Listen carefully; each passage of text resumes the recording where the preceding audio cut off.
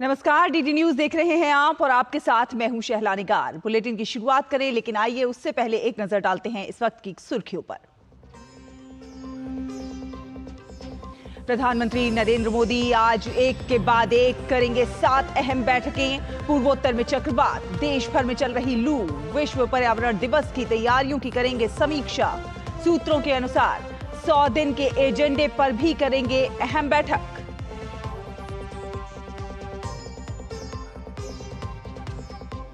सिक्किम विधानसभा चुनाव के रुझानों में सत्तारूढ़ सिक्किम क्रांतिकारी मोर्चा क्लीन स्वीप की ओर। 32 सीटों में से एक सीट पर जीत के साथ 31 सीटों पर सत्तारूढ़ एसकेएम आगे। विपक्षी सिक्किम डेमोक्रेटिक फ्रंट एक सीट पर आगे। अरुणाचल प्रदेश विधानसभा चुनाव के लिए मतों की गिनती जारी। 60 सीटों में भाजपा की 12 सीटों पर जीत, वहीं 33 सीट पर चल रही है आगे। एक सीट पर निर्दलीय उम्मीदवार की जीत। दिल्ली के मुख्यमंत्री अरविंद केजरीवाल आज शराब नीति मामले में तिहाड़ जेल में करेंगे सरेंडर। कल कोर्ट ने किसी भी तरह की राहत देने से किया था इनकार। दोपहर 3 बजे तक केजरीवाल को करना है सरेंडर। केरल के कई जिलों में दक्षिण पश्चिम मानसून के कारण भारी बारिश की चेतावनी। मौसम विभाग ने जारी किया रेड अलर्ट। वहीं उत्तर भारत समेत देश के कई हिस्सों में गर्मी का कहर जारी। मैक्सिको में राष्ट्रपति चुनाव के लिए मतदान आज। मैक्सिको सिटी की पूर्व मेयर क्लाउडिया शेनबाम और पूर्व सीनेटर जोखेटल गाल्वेज के बीच मुख्य मुकाबला। नतीजों के बाद मैक्सिको को मिलेगी पहली महिला राष्ट्रपति।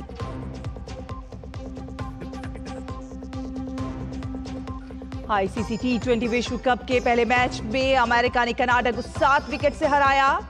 एरॉन जोन्स की 40 गेंदों की नाबाद 94 रन की पारी से अमेरिका की पहली जीत। दूसरे मैच में वेस्ट इंडीज और पापुआ न्यू गिनी का सामना आज।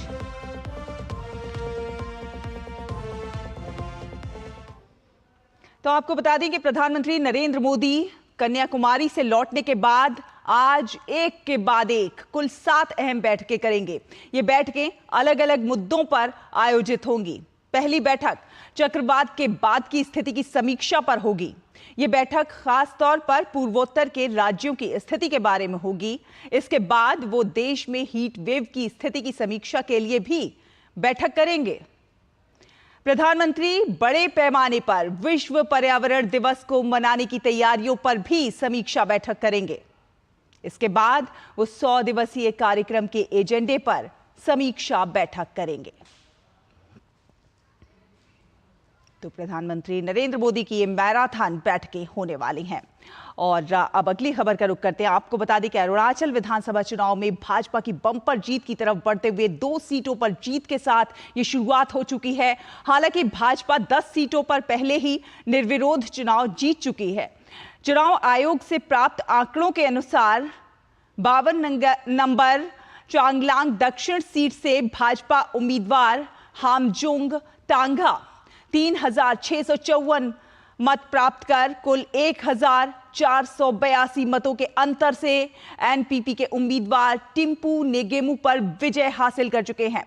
वहीं 57 नंबर बाल्डोरिया बोगापानी सीट से भाजपा के उम्मीदवार बांगलिन लोवांगडोंग ने कुल 4731 मत प्राप्त करके अपने निकटतम प्रतिद्वंदी एनसीपी के उम्मीदवार जोवांग होसाई को 1452 मतों के अंतर से हराया। अधिकारियों ने बताया है कि राज्य के 24 केंद्रों पर मतगणना का काम जारी है।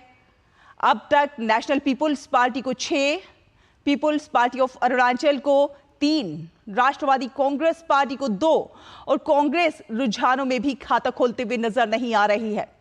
भाजपा उम्मीदवारों के 10 सीटों पर निर्विरोध चुने जाने के बाद राज्य की शेष 50 विधानसभा सीटों के लिए 19 अप्रैल को मतदान हुआ था। निर्विरोध चुने जाने वालों में मुक्तो सीट से मुख्यमंत्री पेमा खांडू, चौखम से उप मुख्यमंत्री चौना मीन, ईटानगर से पार्टी के वरिष्ठ नेता टेकी कासो, टलीहा से न्यातो डुकम और रोइंग सीट से मुचुमिथी शामिल हैं। 60 सदस्यों वाली विधानसभा का कार्यकाल आज यानी 2 जून को समाप्त हो रहा है।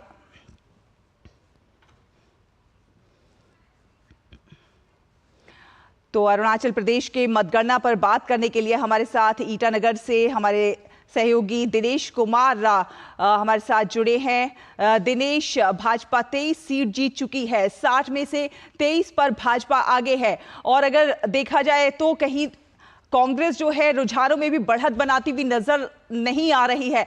तो ऐसे में आप जमीन पर हैं, बताइए ताजा अपडेट। साला एक बात करें अगर अरुणाचल विधानसभा चुनाव की, तो कांग्रेस ने कम से कम 34 लोगों की लिस्ट जारी की थी विधानसभा चुनाव का टिकट, और उसमें ज्यादातर लोग चुनाव लड़ने से ज्यादातर लोगों ने इनकार कर दिया।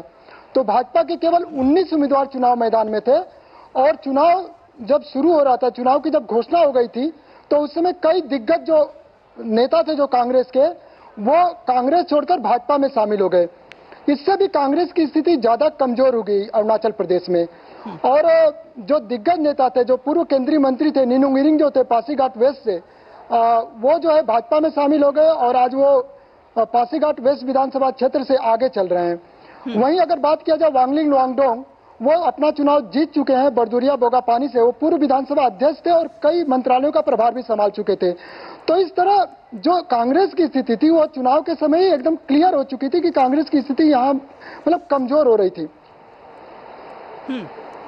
बिल्कुल। और अगर पिछले चुनाव की भी अगर जी शैला, अगर पिछले चुनाव की भी बात करें तो जेडीयू जो नीतीश कुमार की पार्टी है बिहार की, वो जो है जेडीयू जो यहाँ पे फॉर्म हुई थी उसी समय, और उस समय 60 सदस्यीय विधानसभा में 7 उम्मीदवार जीत कर आए थे। तो जेडीयू जो है दूसरे नंबर की पार्टी थी यहाँ पर।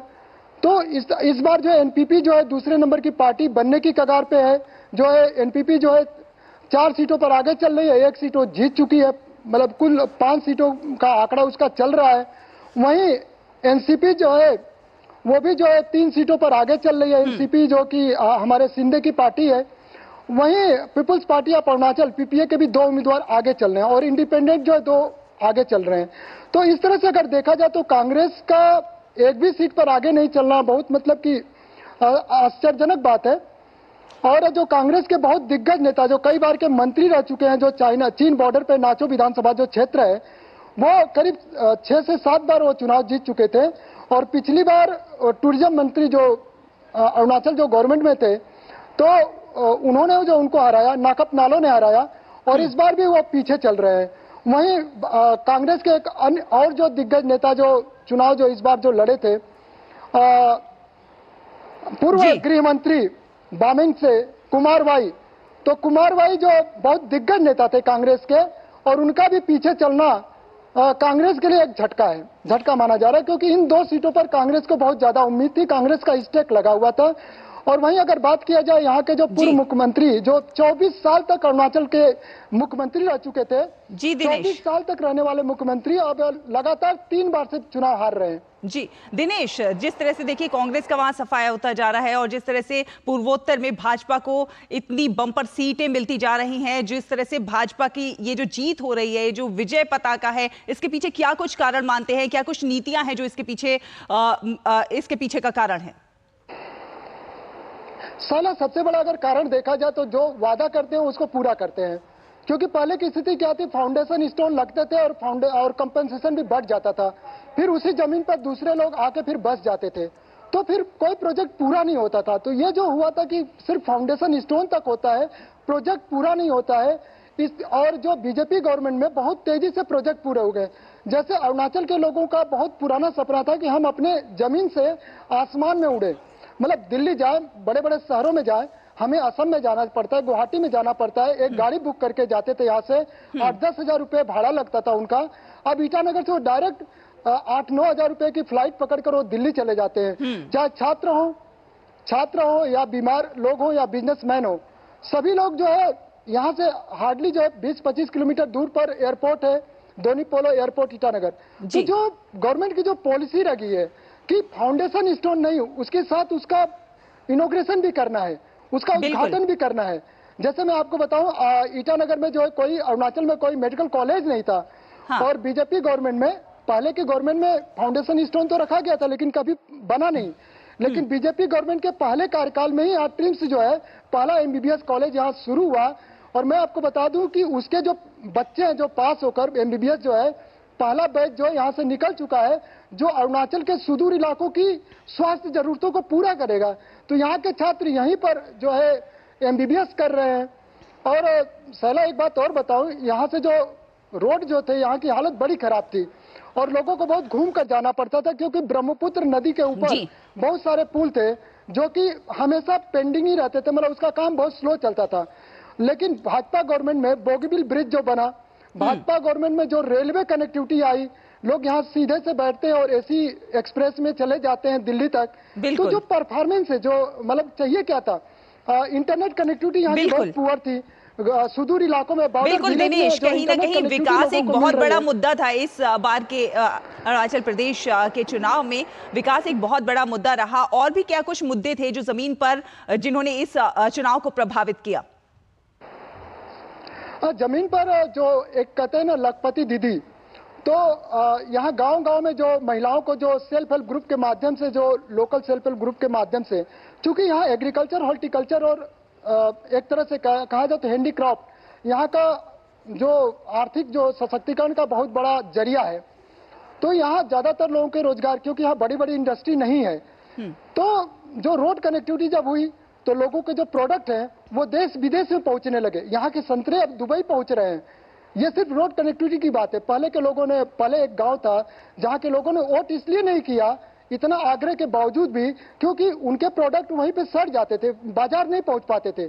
तो लोगों की जो इच्छा होती थी कि हमारे प्रोडक्ट बाजार में पहुंचे, क्योंकि देखिए अरुणाचल बहुत समृद्ध इलाका है। यहाँ जो है बागवानी से लेकर जितना भी है हर तरह के फल होते हैं, और कीवी होता है, कार्डमम होता है, सब कुछ होता है यहाँ पर। लेकिन मेन चीज था बाजार तक पहुंचना। तो जो मार्केटिंग के क्षेत्र में जो कनेक्टिविटी के कारण जो उछाल आया, चाहे वो टेलीकॉम कनेक्टिविटी हो, इसके कारण से लोगों की जो समृद्ध हुए, हर कोई जो है अपने आप को महसूस करता है कि हमें नौकरी की जरूरत नहीं है, हम कुछ कर सकते हैं। तो जो लोग आत्मनिर्भर बने, आत्मनिर्भर बनना भी एक बहुत बड़ा कारण है। मतलब आत्मनिर्भरता जो लोगों का आत्मनिर्भर बनने की तरफ जो कदम था, ये भी एक बहुत बड़ा कदम है। बिल्कुल, आप अपनी नजर बनाकर रखिए और आगे भी आपसे संपर्क करेंगे, ज्यादा जानकारी हासिल करेंगे। फिलहाल धन्यवाद हमारे साथ जुड़ने के लिए, दर्शकों से अपडेट साझा करने के लिए। तो सिक्किम और अब कर लेते हैं सिक्किम की बात। तो सिक्किम के मुख्यमंत्री प्रेम सिंह तमांग के नेतृत्व वाली सत्तारूढ़ सिक्किम क्रांतिकारी मोर्चा 32 सदस्यीय विधानसभा में लगभग क्लीन स्वीप करते हुए एक बार फिर से सरकार बनाने की ओर आगे बढ़ रही है। राज्य में जोंगू विधानसभा सीट का चुनाव परिणाम घोषित कर दिया गया है, जिसमें एसकेएस उम्मीदवार पिंटसो नामग्याल लेप्चा को जीत मिली है। इसके अलावा अन्य 30 सीटों के रुझानों में 29 पर एसकेएस के उम्मीदवार आगे चल रहे हैं, जबकि एक सीट पर सिक्किम डेमोक्रेटिक फ्रंट एसडीएफ आगे है। राज्य में मतों की गिनती सुबह 6 बजे शुरू हुई। एसकेएम और एसडीएफ के अलावा भाजपा, कांग्रेस और सिटीजन एक्शन पार्टी सिक्किम ने भी अपने उम्मीदवार उतारे थे। ज्यादातर एग्जिट पोलों में पहले ही एसकेएस विशाल बहुमत के साथ सत्ता में वापसी के संकेत मिले थे। कांग्रेस अध्यक्ष मल्लिकार्जुन खड़गे आज सभी लोकसभा उम्मीदवारों के साथ ऑनलाइन बैठक कर रहे हैं। बैठक में आगे की रणनीति पर पार्टी के लोकसभा उम्मीदवारों और पार्टी के वरिष्ठ नेताओं के साथ चर्चा की जा रही है। बैठक में खड़गे पार्टी के प्रत्याशियों को मतगणना में एहतियात बरतने को लेकर दिशा निर्देश दे सकते हैं। एक तरफ जहां एग्जिट पोल्स में एनडीए की एक बार फिर से सरकार बनती दिखाई दे रही है, तो वहीं इंडी गठबंधन 295 से ज्यादा सीटें जीतने का दावा कर रही है। और पश्चिम बंगाल में मतदान के बाद हिंसा की खबरें बढ़ गई हैं। शनिवार को नादिया में बीजेपी कार्यकर्ता की गोली मारकर हत्या कर दी गई है। मारे गए कार्यकर्ता की पहचान हफीजुल शेख के रूप में हुई है, जो हाल ही में बीजेपी में शामिल हुए थे। पुलिस सूत्रों ने बताया कि शनिवार शाम हफीजुल शेख की चाय की दुकान पर गोली मारकर हत्या कर दी गई। उनके सिर पर गोली मारी गई। पुलिस ने बताया कि आरोपी और पीड़ित दोनों का आपराधिक रिकॉर्ड है।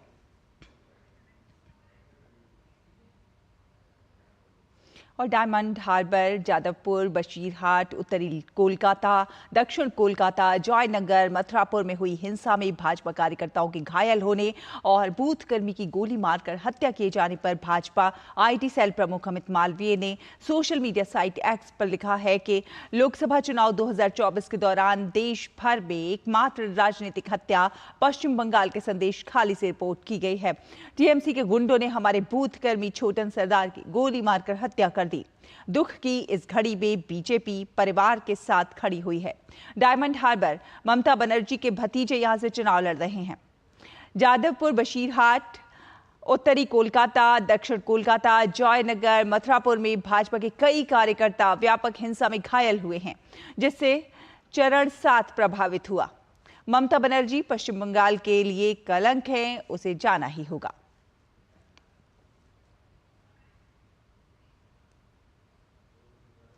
और दिल्ली के मुख्यमंत्री अरविंद केजरीवाल आज शराब नीति मामले में तिहाड़ जेल में सरेंडर करेंगे। कल कोर्ट ने किसी भी तरह की राहत देने से इनकार किया था। आज दोपहर 3 बजे तक अरविंद केजरीवाल को सरेंडर करना है। उधर ट्रायल कोर्ट ने उनकी अंतरिम जमानत पर फैसला 5 जून तक के लिए सुरक्षित रख लिया।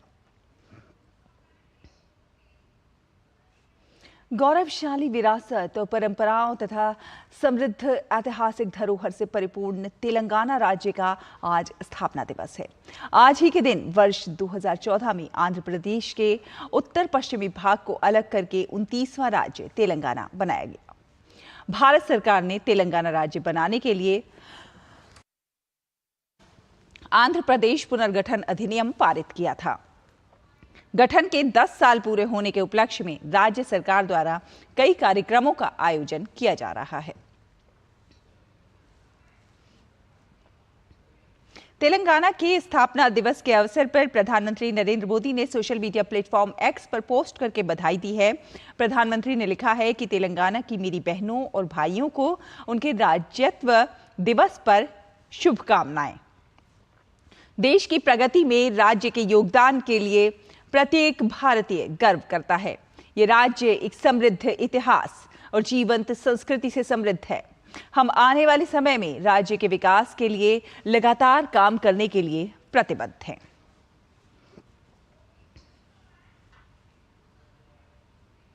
रुकेंगे एक छोटे से ब्रेक के लिए। ब्रेक के उस पार खबरों का सफर जारी रहेगा। देखते रहिए डीटी न्यूज। चुनावी माहौल क्या चल रहा है मनोज? किसकी सरकार बन रही है? ये इस बार मुझे लग रहा है मोदी जी हैट्रिक बना रहे हैं। पर मुझे तो लगता है गठबंधन की बन सकती है। हाँ, हो सकता है। देखो अब ये तो 4 जून को ही पता चलेगा हमें कि भाई कौन जीतेगा। सही कह रहे हो तुम। कहाँ देखें चुनाव के नतीजे? देखिए सबसे सटीक, सबसे भरोसेमंद नतीजे 4 जून को सिर्फ डीडी न्यूज पर।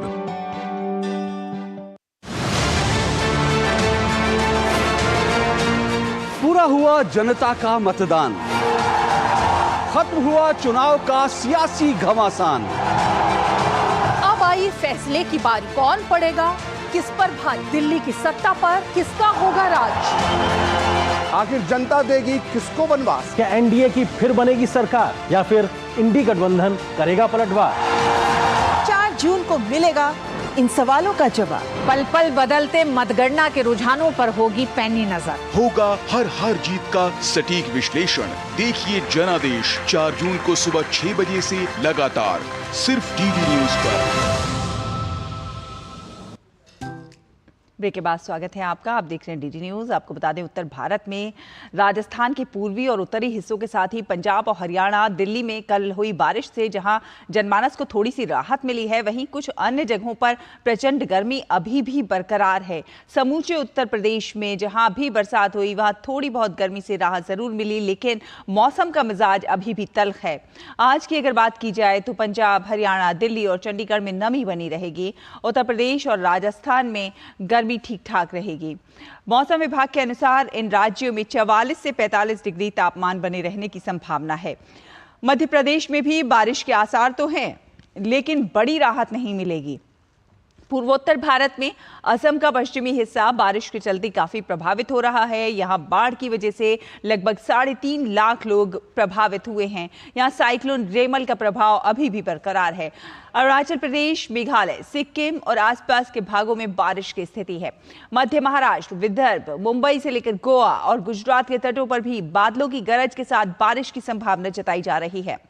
वहीं दक्षिण भारत में तमिलनाडु, रायलसीमा और केरल में मौसम को देखते हुए येलो अलर्ट जारी किया गया है।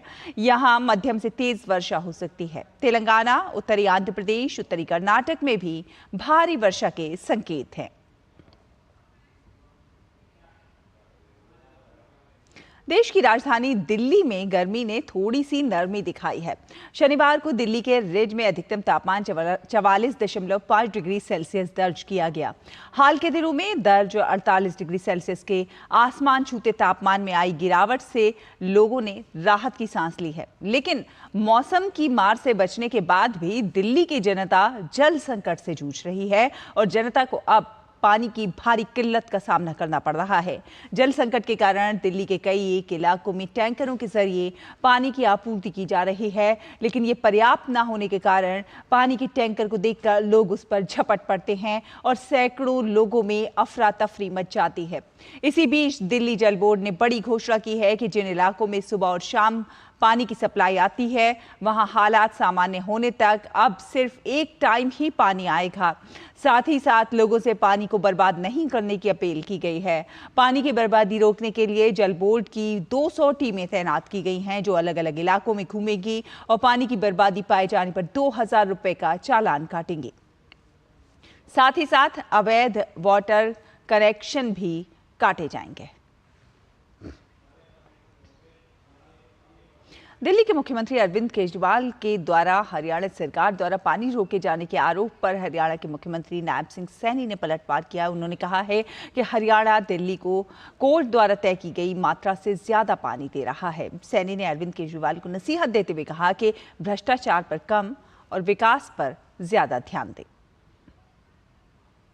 केजरीवाल साहब ने बुआल लगाया था, क्योंकि केजरीवाल साहब को मैं कहूँगा कि भ्रष्टाचार की तरफ से ध्यान कम करके विकास की तरफ ध्यान ज्यादा करें, क्योंकि लोगों को जो सुविधाएं देनी है, हरियाणा का जो पानी है, जो एग्रीमेंट माननीय कोर्ट के साथ बैठ करके हुआ है, उससे स्वाया पानी जा रहा है दिल्ली को, उसके अंदर कहीं भी कमी नहीं है। आज की तारीख टिल डेट आज 1 तारीख है, आज भी पूरा पानी दिल्ली को हरियाणा दे रहा है, परंतु अपनी राजनीति को चमकाने के लिए, अपने भ्रष्टाचार के पापों को दबाने के लिए लोगों के अंदर इस प्रकार की भ्रम की स्थिति पैदा करना, ये केजरीवाल की फितरत रही है।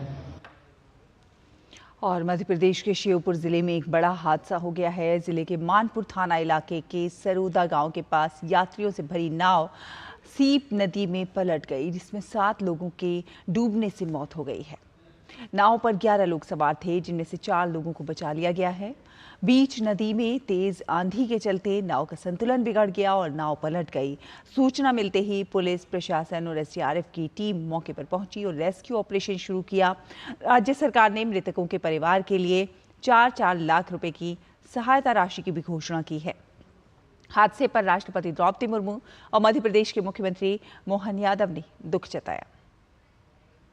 सीप को क्रॉस करते समय जब नाव लगभग उस छोर पर पहुंच रही थी, तब नदी में भंवर आया, तो भंवर आने के कारण जो है नाव पलटने से ये घटना हुई है। घटना में कुल 11 लोगों में से 4 लोग जो है जीवित निकाले जा चुके हैं और 7 जो है बॉडीज अभी एसडीआरएफ के द्वारा निकाली गई है। और ग्रेटर नोएडा एनटीपीसी रोड जाचा में बने एक गत्ते के गोदाम में भीषण आग लग गई, जिसके बाद आग ने विकराल रूप ले लिया और धुएं के गुबार से अफरा तफरी मच गई। सूचना मिलते ही फायर ब्रिगेड की टीम घटनास्थल पर पहुंची। धुएं से आसपास के लोगों को सांस लेने में परेशानी हो रही है। और पंजाब के फतेहगढ़ साहिब में आज सवेरे करीब 4 बजे 2 मालगाड़ियां आपस में टकरा गईं। ये घटना फतेहगढ़ साहिब के माधोपुर के पास घटी, जिसमें 2 रेल चालक घायल हो गए। रेल चालकों को तुरंत पास के अस्पताल में भर्ती कराया गया, जहां पर उनका इलाज चल रहा है। राजकीय रेल पुलिस बल के अधिकारी रतनलाल ने बताया कि सूचना मिलते ही बचाव दल मौके पर पहुंच गया और पटरी को सुचारू करने का काम चल रहा है। ਅੱਜ ਸਾਨੂੰ ਇਨਫੋਰਮੇਸ਼ਨ ਮਿਲੀ ਸੀ ਸਵੇਰੇ ਅਬਾਊਟ 3:45 ਵਜੇ ਕਿ ਇਸ ਤਰ੍ਹਾਂ ਇੱਥੇ ਐਕਸੀਡੈਂਟ ਹੋਇਆ ਤਾਂ ਅਸੀਂ ਇੱਥੇ ਪੁੱਜੇ ਹਾਂ ਤੇ ਇੱਥੇ 2 ਮਾਲ ਗੱਡੀਆਂ ਖੜੀਆਂ ਸੀ ਤੇ 1 ਪੈਸੇਂਜਰ ਹੈਗੀ ਤੇ ਸਿਰਫ ਜਿਹੜੇ ਰੇਲ ਗੱਡੀ ਲੋਡ ਹੈ ਉਹਦੇ 2 ਜਿਹੜੇ ਡਰਾਈਵਰ ਹੈ ਉਹ ਇੰਜਰਡ ਹੋਏ ਆ ਜਿਨ੍ਹਾਂ ਨੂੰ ਐਂਬੂਲੈਂਸ ਨੇ 108 ਨੇ ਭੇਜ ਦਿੱਤਾ ਸਿਵਲ ਹਸਪੀਟਲ ਫਤਿਹਗੜ੍ਹ ਸਾਹਿਬ ਤੇ ਬਾਕੀ ਹਜੇ ਜੋ ਬਚਾਅ ਕਾਰਜ ਮੌਕੇ ਤੇ ਉਹ ਚੱਲ ਰਹੇ ਤੇ ਹੋਰ ਕੋਈ ਇਹੋ ਜਿਹੀ ਜਾਨੀ ਮਾਲੀ नुकसान नहीं होया। और छत्तीसगढ़ में नक्सलियों ने कल रात एक मोबाइल टावर में आग लगा दी। घटना दाउदई पुलिस स्टेशन के निकट दुर्मी गांव की है। नारायणपुर पुलिस अधीक्षक प्रभात कुमार ने कहा है कि घटना का संज्ञान ले लिया गया है और जांच जारी है। वहीं जम्मू कश्मीर के राजौरी जिले के विभिन्न वन क्षेत्रों में भीषण गर्मी और शुष्क मौसम में वनों में आग लगने की घटनाओं में लगातार वृद्धि हो रही है। इसी बीच राजौरी के मेहरा वन क्षेत्र में के जंगल में भीषण आग लग गई। कई अन्य स्थानों पर भी अभी भी जंगल में आग लगने की सूचना है। वन क्षेत्रों में पौधे जंगल की आग में जल रहे हैं। वन विभाग, अग्निशमन और आपातकालीन सेवाएं सतर्कता के साथ वन आग के लिए काम कर रही हैं, लेकिन कई स्थानों पर सड़कों की अनुपलब्धता है और वो मौके पर नहीं पहुंच पा रहे हैं।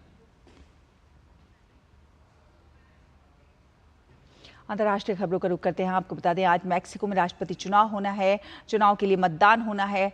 राष्ट्रपति चुनाव के 2 मुख्य उम्मीदवार मैक्सिको सिटी की पूर्व मेयर क्लाउडिया शेनबाम और पूर्व सीनेटर तथा प्रौद्योगिकी उद्यमी जोगिटल गैल्वेज हैं। शेनबाम वर्तमान राष्ट्रपति एंड्रेस मानुएल लोपेज ओब्रेडोर की मोरेना पार्टी की उम्मीदवार हैं।